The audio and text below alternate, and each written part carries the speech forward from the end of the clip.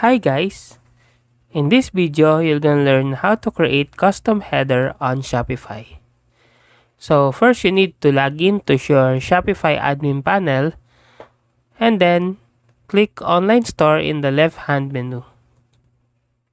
Then click on Themes in the sub-menu.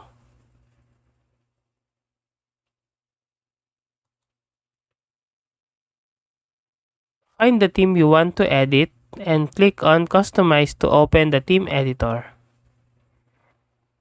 Now, click on Theme Settings in the left-hand menu. Scroll down to the header section and click on it.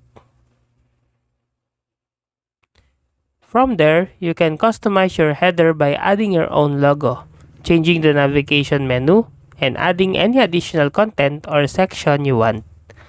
Save your changes when you're done. And that's how to create a custom header on Shopify. If you like this video, please click the subscribe button and click the bell icon to notify you to our next tutorial.